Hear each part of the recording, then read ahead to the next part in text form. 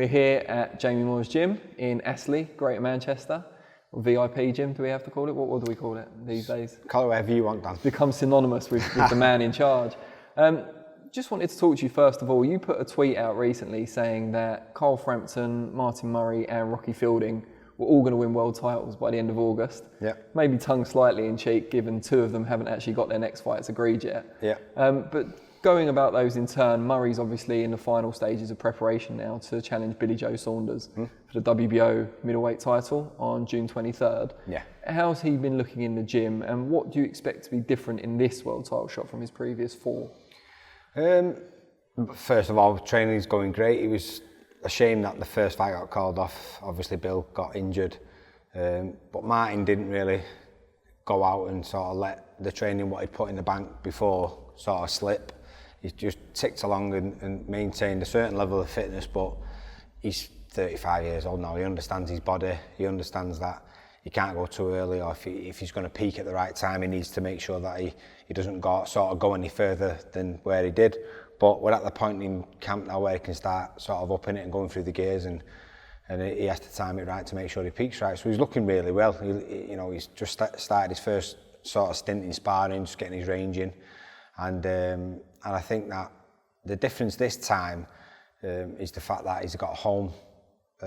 He's fighting at home, even though he's away from home in his own country. He's on his own soil. He's always had to go away and fight for world titles abroad, which is never easy. He's had a tough ride in terms of decisions. The Stern one was a close fight, so you can't really complain. It was a draw in Germany, so although I thought he just nicked it, you can't complain. But I thought he beat Martinez. Again, he got a close loss against Arthur Abraham, and the Golovkin fight he put in a tremendous performance against someone who no one wanted to fight. He's not bad, is he, that Golovkin? Yeah, he's not too bad. He's not too bad. He can punch a bit. So, so yeah, I think in terms of performances, he's done really well. Martinez was sort of top 3 pound for pound at the time, and I thought he won that fight. So he's had tough luck when it comes to decisions. And if any of those fights was over here, I think he'd have got them. And Billy Joe, as good as he performed last time, he was phenomenal. I just think that style was made for him. And Martin's very good with southpaws. And I think that because he's 35 and he's got all that experience under his belt, and although he's been involved in big fights and he's had a very sort of busy career, he's had some gaps in between where they do you good. The longer you go in your career, they let little niggling injuries heal up, and they give you a little bit of time to reflect. And he's fresh enough, but experienced enough to be able to put all that into practice. So the knowledge, coupled with a body which is able to carry it out, is a great thing. So I think timing-wise, he's just got it right, and he's desperate to win a world title. And I think when you're in that position where you've got the opportunity, you're still fresh enough and young enough to do it, and you've got all that experience from those other opportunities, he's a desperate man. And I think, obviously, by no stretch of the imagination do I think it's going to be easy, but he understands that. I think Bill understands that. He knows that it's not an easy fight, and I think they've took the fight for that reason.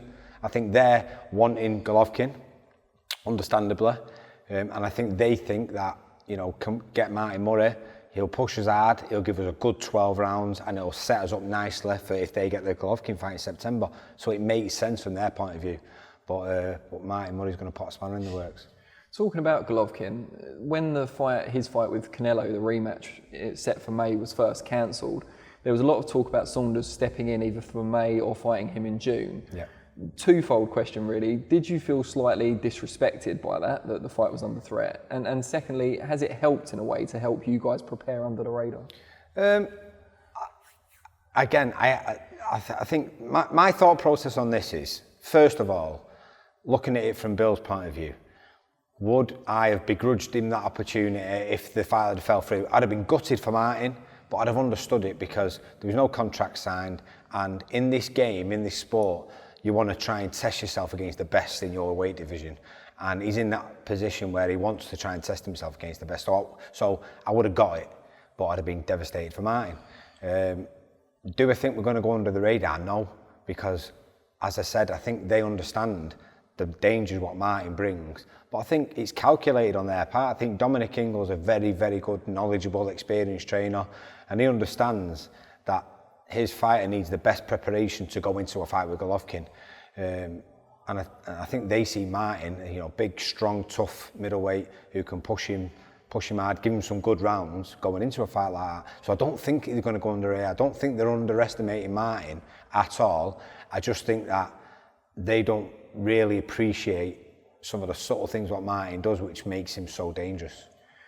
Do you think, when I was saying under the radar, I meant more kind of the press side of things. Do you think, given Tyson Fury's coming back on June the 9th in a big show, we've got the Ellen Road Stadium show just I get what you mean now. Absolutely, from a press point of view and from a bookie's point of view, they massively underestimate Martin Murray. I think... Is that fuel for the fire? Yeah, I think that's a good thing for us. I don't think Martin needs any other fuel. Honestly, I really don't. He's a family-orientated man who's got his own ambitions and he's got goals in boxing, and he wants to win a world title so bad. If he didn't, he wouldn't be in this gym training now, because he'd be sat at home, retired. He's got a few little businesses set up. He doesn't really need to box. He's doing it for the passion of it. He loves boxing and he wants to win a world title. So he doesn't need fuel from anywhere else, although I think it'll be better for him if he can beat Billy Joe, because it'll be more of a surprise. But it won't be a surprise to me or to Martin Murray, because I know that he's very capable of doing it. Brilliant.